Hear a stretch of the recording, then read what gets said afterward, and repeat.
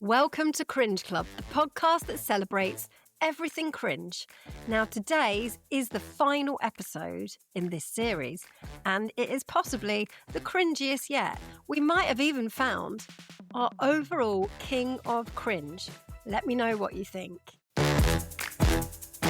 In the Cringe Club today, I'm very excited to welcome author of books like Dummy and Man vs. Toddler and the best-selling novel Frank and Red, and some brilliant picture books like My Dad and the Toot That Shook the World.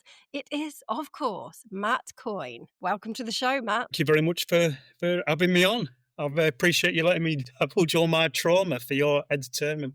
Well, that is what we want, you see, because this is your chance to get all those like embarrassing moments, some which may have stayed with you for years. It's your chance to get them all off your chest. Because I reckon if we share our shame, it kind of loses its power. We feel a little lighter. And also, it's quite funny to hear about other people's shame, isn't it? Let's face it. Yeah, I genuinely think I might be the most cringeworthy person you've ever had on. Well, now I'm thought about it, you know what I mean? Let's see if you might. This is, as I mentioned, the last one of the series. So, you know, you could be crowned our King of Cringe. I can probably tell you the most cringeworthy thing I've done this week. I've probably got 3 or 4, and I barely leave the house. But I probably think of 3 or 4 that keep me awake right now. I think some of us are just cringe magnets and we're born that way and we can't help it. So what we do is we write about them and get them off our chest that way. So it's quite handy, really. But I'm just going to go straight in with the very highbrow stuff now, Matt, because, you know, your picture books, My Dad and the Toot That Shook the World, got me wondering, what's the most embarrassing fart you have ever done, Matt? Oh my God. I've probably got about 5. I can think of quite a few. Do you know, there's one that's absolutely amazing, let me tell you. That's what we want. So when just after lockdown, it's just after COVID had happened. And yeah, just after lockdown, we got into this habit, me and my little boy, of going into the woods, and we'd take these really rubbish walkie-talkies that we got in for Christmas. They were like these Buzz Lightyear ones from Temu or somewhere. And so we used to use these to echolocate each other in the woods, because you could press a button on and it'd make like a squelching sound. So you're trying to locate each other by using this like fart noise that the walkie-talkies used to make. And there was one time we forgot to take the walkie-talkies along, and I realised, hang on a minute, we don't really need walkie-talkies to do this. We can sort of like make fart noises with our mouths and like find each other in the woods. So that's what we did. We'd kind of walk through the woods and kind of, and you know what I mean, and try and find each other like that, a bit like hide and seek. Very sort of highbrow game. And but one thing I realised was that at the time, if I could actually fart, he thought this was the funniest thing in the world. He would just absolutely die laughing if I could actually fart. So we were going through the woods this one time. I thought, oh, do you know what? I've got a fart. I've got a fart coming here, and you know, you can just tell it's just going to be really, really loud, really kind of, really like orchestral. And I just knew that he was just going to die laughing at this. So I could see him through the trees. I quickly jumped over this dry stone wall, and I was like peering over the top, just waiting. And then when he came into sort of like this clearing, I just let rip this, just the loudest thing you can ever imagine. Like pigeons took flight and stuff, and it was like just orchestrally loud. And my shoulders are going. I'm just chuckling away because I see him his head snap round in the woods, like laughing. And I turn around and there's a family having a picnic. Oh God! And then every generation of this family sat, and I cannot stress how close they were to me. Oh my God! Always them behind me, and I'll always remember the look on this grandma's face, the oldest member of this family, so close to the cloth of my trousers. You wouldn't believe it. And she just looked absolutely mortified. And I don't know whether I may have killed her. Well, they were probably just enjoying their sandwich, you know, their sandwiches. Did you acknowledge it? Did you sort of say, "Pardon me"? No. What was your move? Just dive straight back on the wall and say to Charlie, "We need to get out of here. We need to get out of here like now." And just dive back in the car.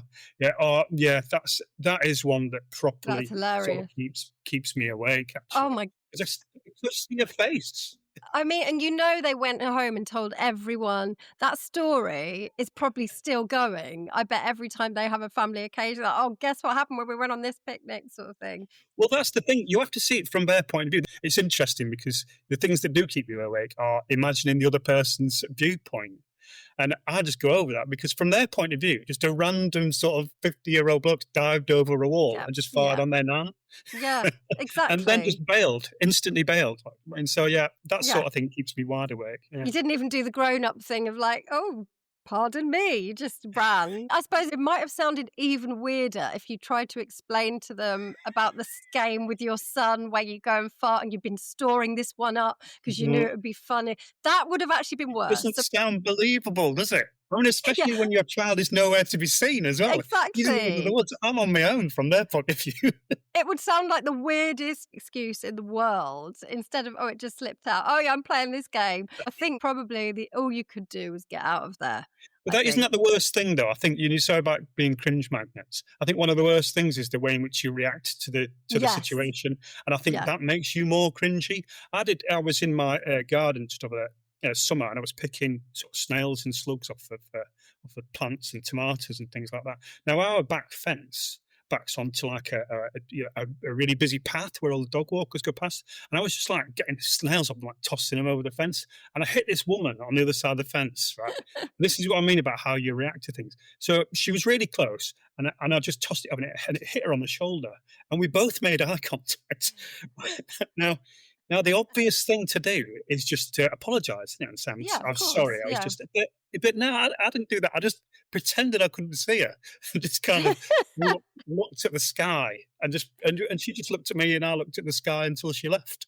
Now that's more cringy reacting like Yes. that. I don't know what it is about. Yeah. Maybe that's more more accurate rather than a cringe magnet. You just don't really know how to react to situations. Just awkward. That's true because actually now she just thinks some bloke threw a snail at her for no reason. So actually, I think if you just own it and say, "I did that, it was an accident," it takes away the cringe. But I don't either, so I feel your pain. I make things 10 times worse. I backtrack and it just looks ridiculous.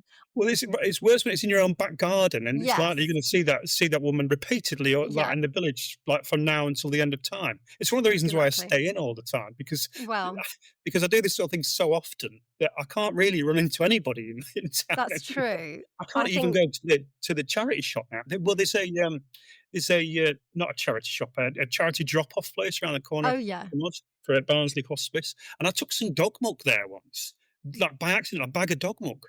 I was like our dog, our popcorn, his little Jack Russell Terrier. I'm avoiding calling her fat because I don't. It's not right to fat shame her. Yeah, Even a well, dog, yeah, she'll like yeah. eat anything. For example, I can't put like bird food out on the lawn because she'll just run out and eat Even it. So, but the problem is because she does eat everything. What she'll do is she'll have a dicky tummy. You know what I mean? yeah, yeah. So yeah, so the other night she'd left presents around the living room when I got Nice. up in the morning, and Oh, so God. that's my job is to pick up that sort of stuff. I'm Poo reminded patrol. every Poo time. patrol. Yeah. Exactly. I'm reminded every time that it was my idea to get there. Yeah. Every time she poops. Yes. Totally So, fair. but I put it all in a carrier bag, all in a Tesco carrier bag, all with like the kitchen roll and all that sort of Oh. stuff, and put it by like the outside the front door, thinking I'll put it in the bin later.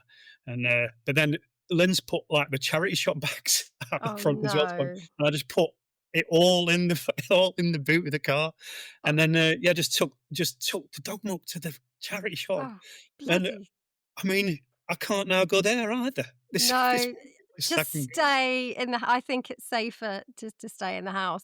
I mean, what must they have thought when they opened this bag of poo? They must have thought it was a horrible practical joke. I bet they were blaming the local kids. This is But what we've again, got to deal with. And it was just some normal people dad. would have gone round. Oh, yeah, just I think maybe it is safer to just stay in the house, Matt. It's not Well, for you out I mean there. I mean, it's not a very big village, so there's like that woman who I can't see on the dog walk anymore. There's like the charity shop which I now can't go around. I Mm. can't. I even didn't go to the chip shop for a while because this is sort of a deaf one, but I didn't go to the chip shop for a while because I was like in the queue for the chip shop. It's really busy, and how sometimes your washing gets stuck in your jeans. and I Mm. had a sock that just was clearly like stuck in the hem of my jeans. And I was like stood in the queue, and as I got to the front, it just fell out. I was Yeah. kind of shuffling forward and it fell out or whatever. Like, but someone pointed out that you dropped something, and I just denied it was mine for the entire time that I was in the Yeah. chip shop. Everybody knew it was mine. Well, exactly, and it was only a sock. I mean, that happened to me with knickers once. That Well, it's I you have, yeah, and so that was even more embarrassing. And I well, did the same as you. It's not mine, but I saw it come out. No. well, listen to this. This is amazing. I mentioned this on the live a couple of years ago, and a woman got in touch with me, and she at school pickup. So they wait in the playground, and then the kids are kind of released one by one. And Yeah. she was in the playground, just kind of shuffling forward like on a phone, and her knickers dropped out the bottom of her jeans. So she was telling me about this this is so bad. This would keep me awake. So basically, these fall out again. Someone in front of her said, "I think you've dropped something." She again denied that they were hers completely. The way she described it was because they weren't very good. They weren't her best. The best ones, yeah. They were kind of grey and falling to pieces or whatever. The way she described it, actually, so this is a lot of information, but the way she described it, she says, the ones I like to wear when I'm bloated. Yes, yeah, I know, I'm with this woman, I know I have several pairs of those knickers, so I know exactly what she means. But she sort of denied they were hers, Yeah. and there were like multiple people who pointed it out to her. Anyway, the following day, she goes to pick up, and they're still there. They're still there in the middle of the playground. No one's picked them up. And she says this went on for like 10 days. And by which point the knickers on the floor of the playground become like a landmark. Nobody will go near, nobody will go. So all the parents are kind of like stood around them in a circle. There's kind of like an area Yeah. of where she won't go near these knickers. Anyway, she said after about 2 weeks of this, of seeing these knickers in the middle of the playground, she goes down to pick up and realises they're not there anymore. Great stuff. And as she's leaving, someone's put them on the railings at the Oh school railing. god, like you do with the gloves when you find a kid's glove. Oh god. So she sent her husband down in the dead of night to go and fetch her. Oh my god, that is true love, isn't it? I mean, it really is. That's I mean, he was probably even lovely. put on the railings, to be honest. I mean, yeah. Yeah, maybe it was him, but no, that's made me feel better about all my knicker cringes So hearing bad. about that. At least I they didn't put it in know. the school, the school newsletter or something. I'm sure Like it was. I'm sure it was a topic on the WhatsApp groups. I was gonna say that kind of thing would make it. I live in a village as well. It would make it onto the village page, I think. Like found a picture, found knickers disgusting on the school gate. Someone's put their dirty underwear on there. So yeah, thank you for sharing that because that's actually made me feel 10 times better. I don't think mine Well, are I mean, quite. and it's not my cringe as well, which makes me feel better. Well, exactly. We can now delight in this poor woman's shame. But it is hard when you live in a village because you can't get away. You can't get away with not seeing the same people. If you do something embarrassing, I remember kicking over a bin by accident as a grown woman on the way back from the school run. I didn't know if I'd missed bin collection. And so I thought, oh God, if I get home quick, I can put it out. And then I thought, oh, but what if they've already been? So I kicked one of them on the way home, one of the neighbours' bins, just thinking I was gently going to see how heavy it was, whether it was empty or full. But I must have overestimated. Obviously, it was empty. Kicked this bin over. She's looking out the window. Oh, It no. must have just looked like I'd walked past and just decided to kick the crap out of her bin. It's like some kind of hooligan. And I just looked at her and smiled, and I don't know what. I didn't even pick it up. I just panicked, smiled, and ran. But obviously, I've got to walk past that house every day. So he didn't correct it at all. There was No, why? it's you don't even need to leave the house actually, because I once had a wasp in our front room, and I was chasing it around for ages, and I managed to smack it just to the right angle, so it hit like where the window was slightly open, and it kind of crawled out, and I was on the other side of the pane of glass, Oh, and because I've been chasing it for so long, and because I'm just a complete child, I was like swearing, giving two fingers oh to it on the yeah, other side of the yeah. glass. And the postman was on the other side of the Oh, other side of the glass. So it just looks like I'm swearing at him from the front yeah. window. I, But I yeah. like you with No, the bin, I don't go and explain. You know what I mean? I just no, exactly. kind of accept it. I could have at least picked it back up, but Here's a really simple one though. yeah. Again, not correcting the situation and just making it 10 times worse. Mm. I was away at a travel lodge last year, and I was on a like a WhatsApp Zoom type thing with Lindsay, my little boy. And while I was talking to them, I realised I didn't have a chair for the table I was just about to sit down at. So I go over to that. There's this couple who are sat like on the other side of the restaurant. There's a spare chair there, Hmm. and I went up and said, "Excuse me, do you mind taking this chair?" And 99% of the time, people will just say, "Yeah, of course, Yeah, take the yeah, chair." you And in always. my brain, I'd fast forward them to saying yes, Oh, and no. it wasn't until I'd taken the chair away and I Oh, realised, "Oh my god," they said no. they said, And then they just glared at me for the entire evening. And I didn't take it back. The mm, sensible thing is to go back and say, "Sorry, I don't know and what say, was going on "Sorry, with I my thought," brain." yeah. I But can't believe, instead, yeah. I just sat there. I mean, and I was on the WhatsApp call to Lindsay, and she just lean into it, just sit there, giving her the rods for the other side. Well, at least you probably didn't see them again. If it's quite Yeah, anonymous out in a travelodge, isn't it? They'll just go and yeah, tell this rude yeah, man. yeah, that is true. It's better if I'm going to go out, then I need to go further away from my home. Otherwise, what I've Yeah, realised, yeah, this is it. where I'll never see these people again. Otherwise, you're gonna get quite a reputation, I think. So have you always been cringy, Matt? Can you think back to, like, when you were, very young? What's your earliest memory of experiencing cringe? Well, I don't think it's great when you're a little kid, when you're at primary school, because Yeah. you don't really have that cringe reflex. No, not at all. In hindsight, I was phenomenally cringeworthy, but I didn't kind of realize it.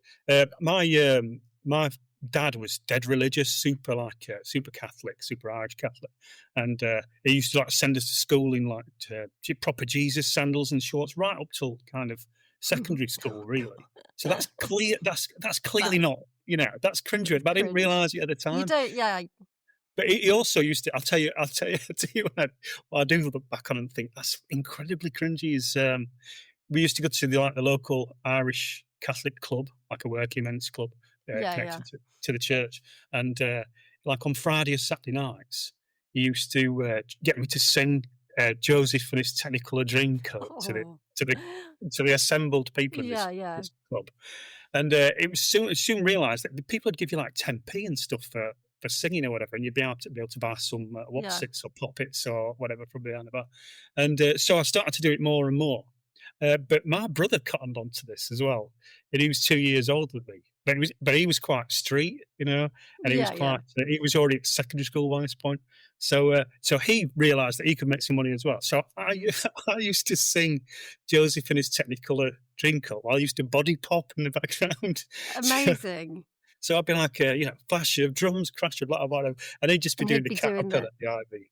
And I these would poor people in this pub trying to enjoy a Friday night out, where they just these two mad kids and all they want to do is just have a drink and play bingo or whatever. So in hindsight, that was probably quite cringy, but I didn't feel it at the time. Well, no, you Um, don't. At that lovely, yeah. joyous time, you don't really feel it. But that I would pay more than 10p to see that, to be fair. Well, I That would now. sounds amazing.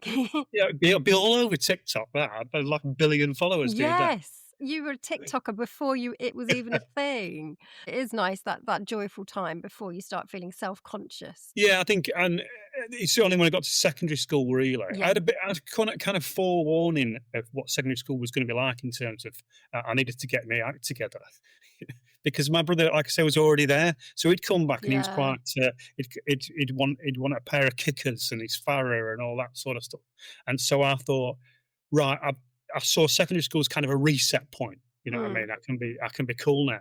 And that's what I sort of tried to do because all the kids at my primary school all went to the high school across the road, Oh, whereas I had to go to a Catholic school that was like 10 miles away. So I was the only one going. And so even beforehand, I was thinking, right, stuff like I used to think I can tell them my name's anything, really. I can tell them I've yeah. got my own nickname and all that sort of stuff before I turn up. So I was like, but I was kind of a strange kid. So rather than turn up and say my name's like Ace or whatever, or I don't know what cool name you'd give yourself, Yeah. whatever. But I was thinking, I'll tell my name Graham because I thought that was quite grown up. So instantly, that's in hindsight that's not going to mark It's you not out gonna, as the no, cool the kid. cool. And No. my dad, before I started at secondary school as well, everybody was like into headbags at the time. Do you remember Oh, headbags? I had one. They were Yeah, they were. brilliant. Yeah, they were like Yeah. the thing if you had a head Everyone bag. wanted People one, used to yeah. nick the zips off and everything. They were so cool. Mm, And, but so I was figuring I'm probably gonna get a head bag before I go to school as kind of of like a course. secondary school gift. Mm. But we were skin so my dad got me like a hold all that, was from Halifax Building Society.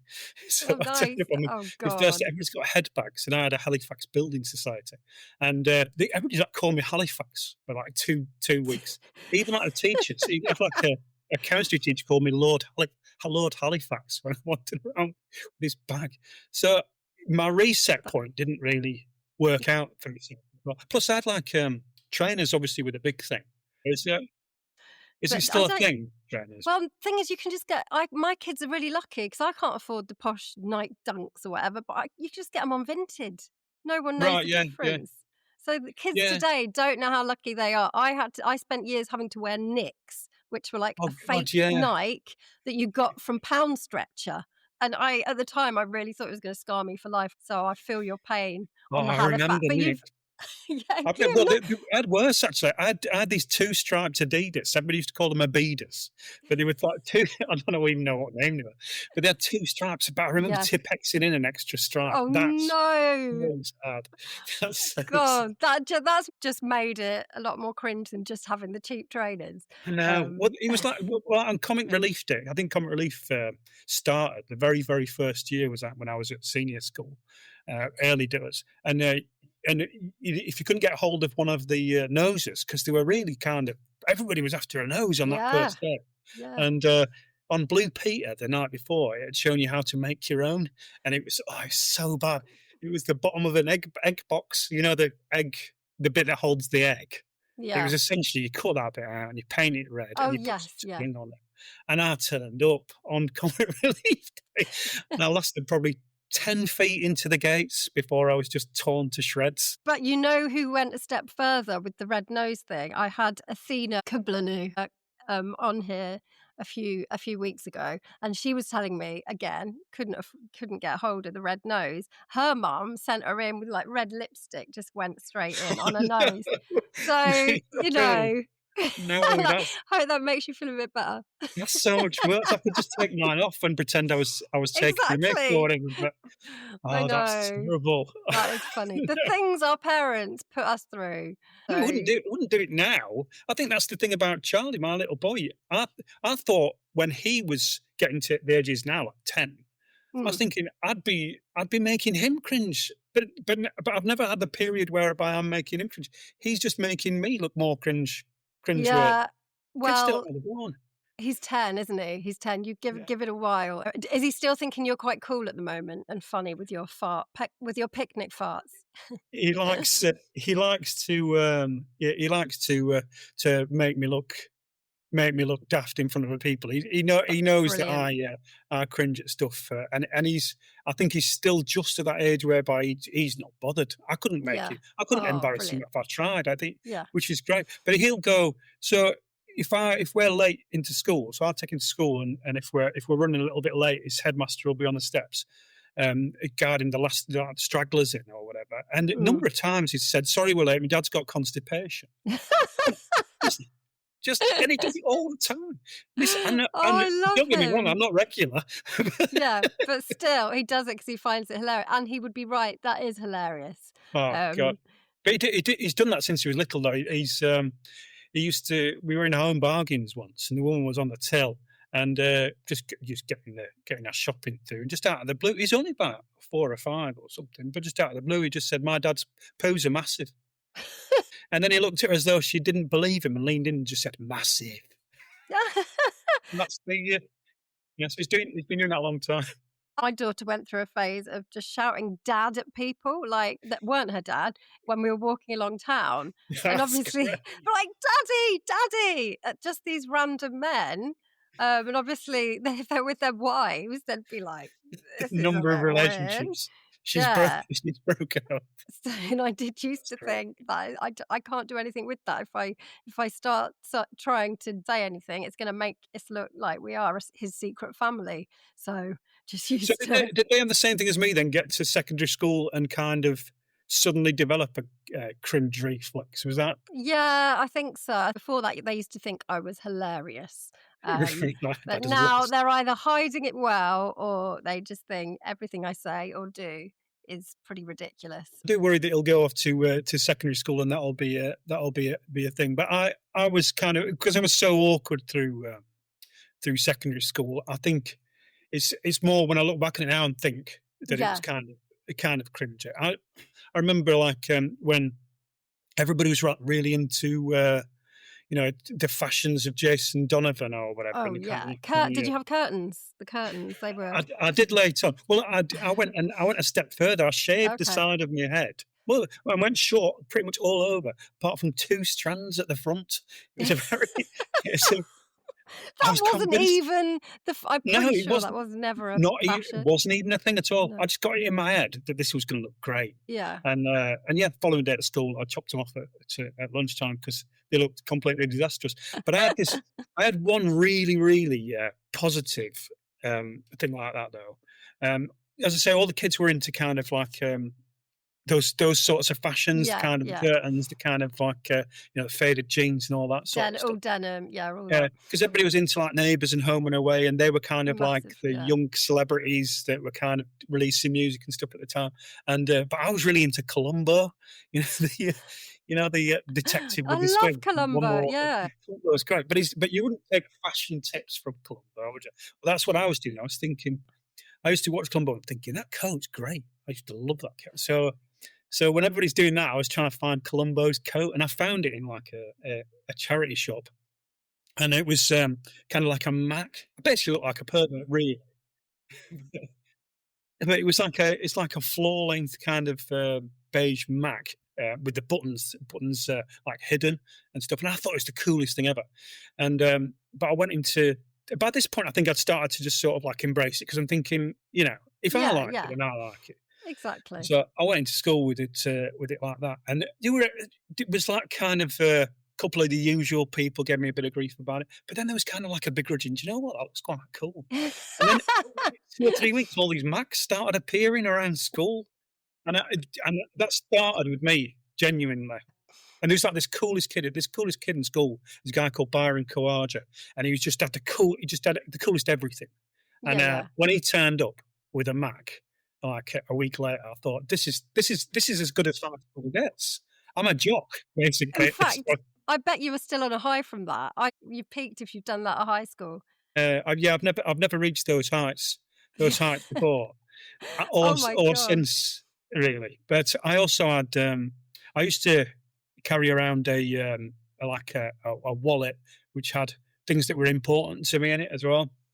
And my dad used to make me put prayers and stuff in it, which was embarrassing enough when people got all your wallets started to piss it out. But but in amongst that was like a photograph of Carol Decker from Tapau, Oh, yeah, the lead yeah. singer of Tapau. She, Yeah, she, yeah. she was like really my thing Yeah. at the time.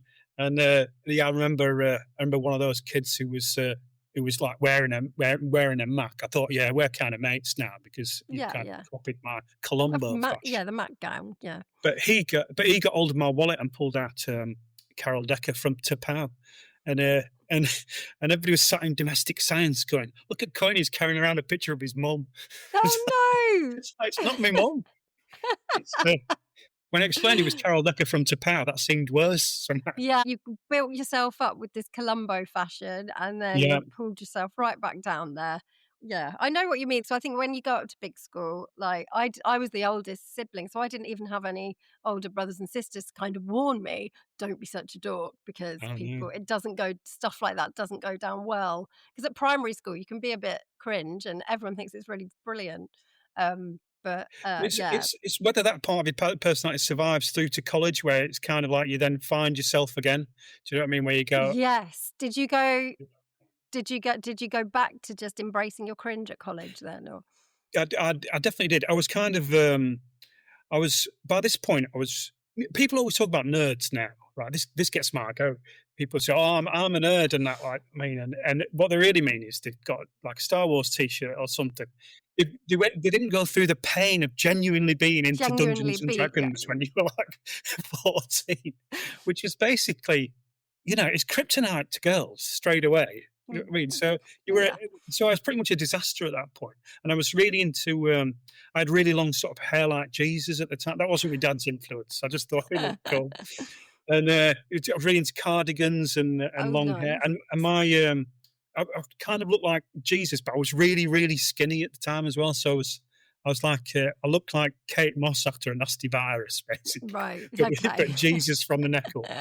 And so, but by college, that was all right. You know, there was you kind of found your other people, and I found my best friend Andy. We've been best mates now for over 30 years. I met him at college, and I always remember. I thought, this is my fella. This is, do you know what? This is my kind of bloke. Because if I phoned him one night to arrange meeting up to go to a quiz or something, and he says, "Can I phone you back? Peak practice is on." I thought, yes, I this is forgot my about sort peak of. practice. Oh god. That's Yeah, we were both perfect, in love isn't with it? somebody out of peak practice. But I just knew straight away, do you know what? As everybody else was running around, you know, going to gigs and being cool and stuff, the Yeah. fact that he wanted me to call him back just because peak practice was on, I thought, do you That's know what? per We're going to that make is sure next time. perfect, and I think that's why it is important to actually be yourself and embrace your cringe, because that's how you meet people that you're gonna click with and you can Exactly bond right. with. Yeah. I remember some boys calling for me once, and I said, "No, I can't come out because 'cause I'm watching the Des O'Connor show." But like you, when I got to college, that's when I think I found people I really sort of clicked with. I did do performing arts, so it was like suddenly I can be cringe in front of loads of people, and it's actually welcomed. Yeah, So that was my problem then. I was kind of like me and my brother were body popping and doing Joseph too early. We yeah, needed you to wait see, until college and really, held yeah, off. and really go for it. But I think it's a sad thing about secondary school. I think it puts people back in their box Yeah, a little bit. I hope it's not the same definitely. as it used to be. I get the impression it is, which is a bit of a shame. But sometimes you just want to say to some kids, just wait, get yourself to college, get yourself to Exactly. university. You'll find your tribe. Everything's going to be fine. You I know. know, I did say that to my daughter the other day, but you forget that she's 12, and she was just saying about, friendship things at school and finding it really difficult. And I said, "Well, you've only got like 4 years left, and then you can go off to college or whatever." And she was like, "Oh, yeah." She was like, "You forget," because looking back, it seems like a really short space of time, but to them, it feels like a lifetime, doesn't it? And if you're really really struggling, get yourself a coat like Columbo. You could Exactly. genuinely turn your school life around. Like, Do you know what? I'm going to tell my daughter that tonight. Say, look, Matt Coyne's got a top tip for you. And actually, I have got a Mac. I've got a Columbo Mac. My mum gave it to me, and she was like, they're all back in fashion. So I'll give her that. Send you her can off. wear it when you go out booting bins over. I It'd be will. useful. Yeah, If there is any kids listening out there who are struggling at senior school, then get yourself a coat like a pervert. yep. Head into paint your nose red. Head into school. Get- Everything. Get a bag with the word Halifax on the side. You're going to be right as rain. Absolutely right as Exactly. rain. This could be an instruction manual. I think we've got all the tips. But before we do move on to the cringe dilemmas, have you got anything else you want to get off your chest, Matt? I feel like you've probably got more. Oh, I have. I mean, how long have we got? It's But fine. It's fine. We need to get these off our chest. have Yeah, you that heard is have you the heard my aim. have you heard my story about when I had to be cut out of soft play?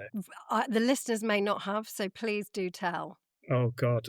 So this is probably the one that I get asked about the most because it is something that kept me awake for a long, long time, and I exercised it by writing about it in the first Yeah, book yeah. actually.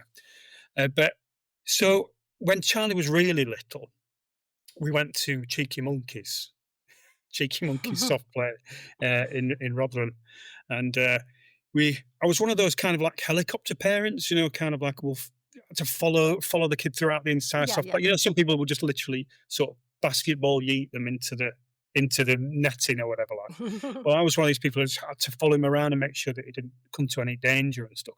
And in Cheeky Monkeys, they had a snaky slide that went all the way up to the top floor. It's like 3 floors of ball pools and all that sort of stuff. And I followed him all the way through to get to the top, where this snaky slide went all the way back down to the bottom again. And took ages to get up there, absolutely ages. And we eventually get to the top and the opening of this snake, and there's a laminate on the front of it. And it said no adults down this Yep, slide. yep. And I'm thinking, well, I'm not walking or start crawling my way back down. And he's too little to go down on his own. I'd be terrified of just releasing him down because obviously then he's at the bottom with no supervision whatsoever. Exactly, yeah. So I figured, well, no laminate's going to tell this dad what to do. So I put him on my lap and basically set off down this slide. And we went going round. And I thought halfway down thinking, what's all the fuss about? It's quite fast, but no big deal. And we come out on the bottom in this big ball pool, thinking stupid laminate. And then I look around for the exit, and there isn't one. All there is there's a tiny flap that like a 3 or 4 year old will be able to crawl through, no bother. But like a 6 foot 13 stone idiot is not going to get through that hole in a million years. So I'm stuck in this bloody ball pool at the bottom, and I thought about like sending Charlie to the counter, kind of like Lassie. My owner's stuck Go and in get this. help. Yeah. Exactly. But he couldn't really speak at the time, No. so I thought, oh god, what am I going to do? This is no word of a lie. What I had to do was I had to Google the cheeky monkeys to get the phone number. I had to phone the number, and the woman behind the counter in the cafe bit is just letting the phone ring, and I'm just stood in this ball pool. Pick up the phone, pick up the phone, pick up the phone.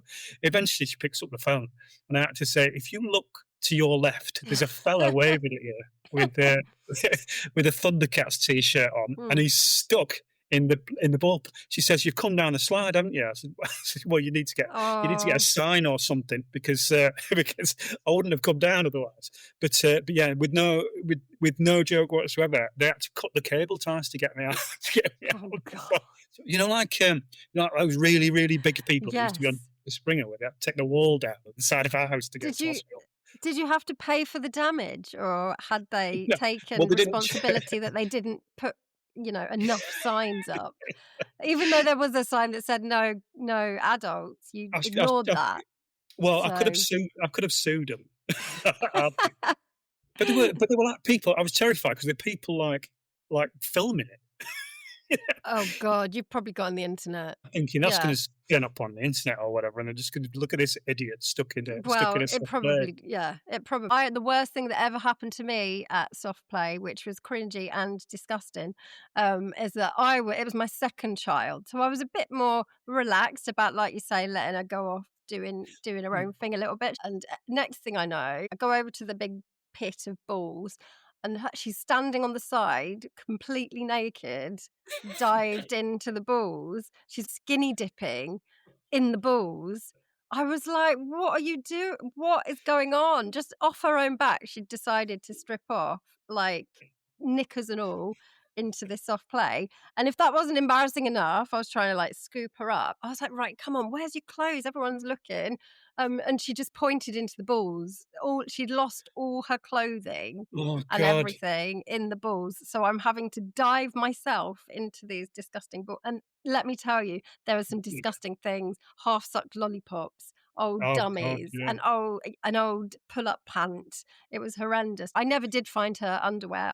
I remember searching for my keys and finding just on the top of a slide just a slice of ham.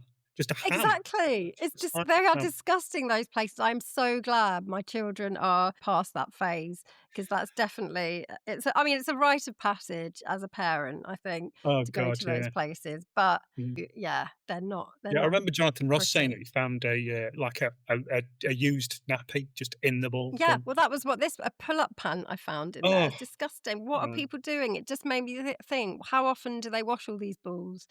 Probably never. I'll let you know.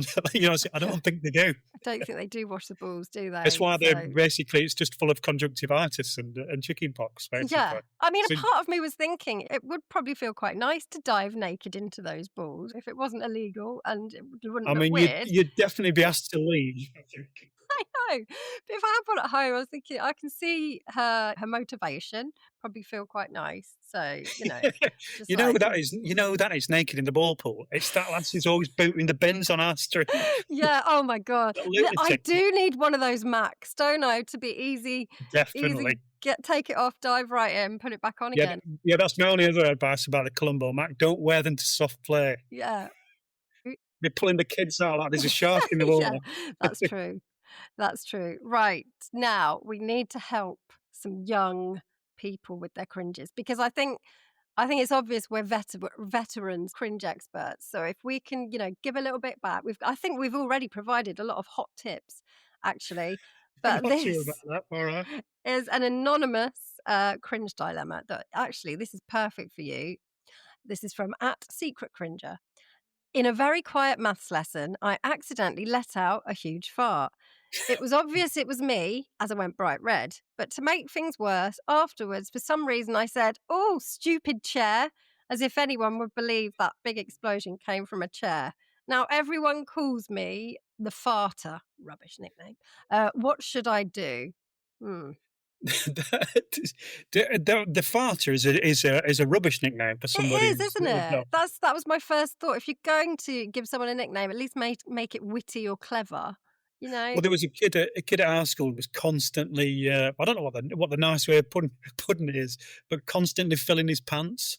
He's Oh, constantly, he was constantly pooing himself really, and his nickname oh. was Dollop for 5 years, but Dollop's quite a good, I quite like Dollop's quite a that. good nickname. Yeah, Exactly. It's not as yeah. on the nose. That's why I was disappointed by being called Lord Halifax because kids had such good nicknames. Like, there's a kid called Gary Sandal, and he used to call Flip Flop, which I thought was a really good nickname. That's brilliant. Your school must have been much better for it. Ours was rubbish. There was a girl, poor girl, whose nickname was just Forehead. She didn't even have a particularly big forehead. It was literally just a normal forehead, but no fringe. That was it. They were rubbish at nicknames at my That is school. rubbish because even if you do have a big forehead, you're supposed to call them five head. That's Yeah, that's the whole point yeah, you see, of you having a needed big to forehead. teach these people a thing or two. It was just, and there was like a boy with a big pencil case. They literally just called him Big Pencil Case. It was massive, to be fair. I don't know why I needed the pencil case that Yes, big, yeah, but I quite like that. There was a kid at our school who was a very posh kid. Wasn't a very posh school, but there was one kid called Philip de Roofignac, and everybody used to call him Roof Rack, which that's brilliant. Your is school, well, incredible. maybe it's up north. That's where you want to go for the good nicknames. I think maybe Yeah. so. But for our farter, I think Yes, for a let's start you're get doing to all him. right because farter ain't going to stick. So that's No. straight away you're going to get away with murder there. But it sort of depends on the age. I think if you're a little bit younger, you can live off farting that loudly in class for ages. It's great. But I suppose if Yeah. you get older, or in particular if you're a girl, I think this stigma for girls farting is still there, Oh, even in the yeah. modern world.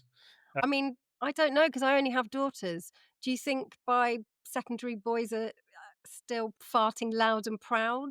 But obviously, whoever this is not feeling very proud of it. I don't know. What do you suggest they do to sort of, I think you you've got two know? choices. Haven't you? I think you can lean Okay. in Hmm. and really go for it and fire every opportunity at this point forward. But you have to be careful because you can end up like Dollop if you do that. Oh gosh, yeah. Don't Don't force it. force them. Don't force them out because No, yeah, you don't want to dollop it. but the alternative is really leaning into the possibility that it was the chair. Yeah, That's the that's sort what of I'd thing that do. I think that's what I'd end up doing and making it 10 times worse. So, but you could do that. You could really, really elevate it to school council that the chairs are an issue in the school. There's a health and safety problem with the Yes. issue with the chairs. The noise that's coming from the chairs is embarrassing people. You know, Yeah, just go or just double down on that. And in fact, you could even get friends of yours to maybe go and sit and fart on that particular chair. And until people think, oh my God, that chair just farts every time someone sits on it. Get as many people as you can and save up all your farts for that chair. And then go to the school council, like you say, complain about this chair, see what happens. Double yeah, down, mate. yeah, demand that the person who is accused you smell the chair. Smell my chair. Hold their face against the chair. Demand Yeah. that they take back what they've said. Yeah. Sometimes it is the chair. You know what I mean? They don't Sometimes really, it you know, definitely has happened to me with the chairs before, so, you know. yeah, especially with beanbags. I have a real problem with beanbags.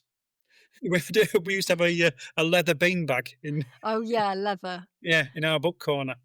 So That's it. And you can never make them do it again afterwards. That's the thing. If it is the chair or the beanbag, you're like, "No, honestly, it is." And you go to do it again, you can never recreate that creak, that yeah, fart creak that's again. why you demand that the accuser presses their Yes. face to the chair. Yeah, exactly, Yeah, exactly. make 'em take it back. I think that's some good advice, actually. Thank you very much, Matt. I think we've really helped, Mr. Farter Well, very much that with is. that. Um, no, thank you for coming on. We've chatted for ages. I think you might be right. I think you might be the actual king of cringe. You I might be knew the I winner. knew this would happen. I'm definitely It gonna be in is. top 5 in the end. I feel like, yeah, we've saved the cringiest till last, but that's cool. It's a great end to the series for me. Now, what have you got coming up at the moment? I really enjoy all your books. Any more to come, or any more comedy, Ye or I've, well, I just finished doing my stand-up. I did, my Trials and Tribulations, stand-up tour yeah. last year, but I'm gonna come back and do a few gigs just after Christmas, I think. Oh, I've been brilliant. writing my 2nd novel, so I've not really had time to do it. But, Frank and Red has just, Yeah. that's my debut novel, came out last year, which has been absolutely great, absolutely awesome. I was so terrified of people hating it, and it's just been the opposite. People have loved it. So I It's don't been know. fantastic. It's great. People are just absolutely loving it. It's a real feel good read. Yeah, it passed 10,000 5 stars this morning on Amazon. Did Someone it? sent me a message, which is Flipping amazing, heck. crazy. Oh, well, So really congratulations. pleased with that. I'm just finishing. I've just submitted novel 2, Oh, wow. which doesn't really have a title yet. I'm calling it the Dead Dads Club at the minute, but I think that might change. Cool. Okay. So we'll Monster. look out for that. I've done the 2 that shook the world. 2 that shook the galaxy has just come out, Yes, I've which has just got a seen that. cracking Uranus gag in there that you're not going to want to miss. That's for kids. Awesome. And The Only Monster, which was a kid's book about being an only child that came out Yeah. last year, which is just beautiful. I can say it's beautiful because I didn't draw, I didn't illustrate it. It's illustrated by a fellow called Brendan, and it just looks beautiful. It And does. It does. Monster 2's just been submitted, Oh, which cool. is about a talent show contest and a monster who thinks they're no good at anything, and actually turns out they're really, really good at something. So that's great as well. Sounds So thank you cool. for letting me mention all that. You know, I'm a massive fan of your books as well, Oh, all your Nobbly thank Bottoms you and very stuff. much. My Thank you little very boy much. absolutely adores, the Beast of Nobbly Bottom, and she Oh, thank you so absolutely loves much. them. They're so good. Very, very, very, very talented. I love it. Oh, well, thank you so much. It was really nice to finally actually meet you. How do you feel? Do you feel lighter? Not at all. Feel No. absolutely disgusting. It can go either way. It It can really go either way. But, I feel you've helped people by sharing shame, because people will think, at least I haven't done what Matt's done. So, there you go. That should be on my tombstone. Yeah. So feel happy about that. All Bless right you. then. Nice to see you. Cheers, CJ. Thank Bye. you very much. Thanks again to Matt for joining me in the studio. I can't get the image of him doing massive loud farts in the woods out of my head. Don't forget to check out his brilliant books, including the fantastic Frank and Red, which I really enjoyed, and his picture books about, funnily enough, loud toots that shake the world. And if you want even more cringe, why not check out my book for tweens, Cringe Club, which is a funny series written entirely in group chat and contains a lot of my actual real life cringes from when I was at school. Now, the next series will be back in November, basically, because I am on a deadline for book 3 of Cringe, so I haven't got time. But I really look forward to letting you know who all my guests are for the next series very soon. So look out for that on Instagram. All the information will be there. But in the meantime, keep on cringing.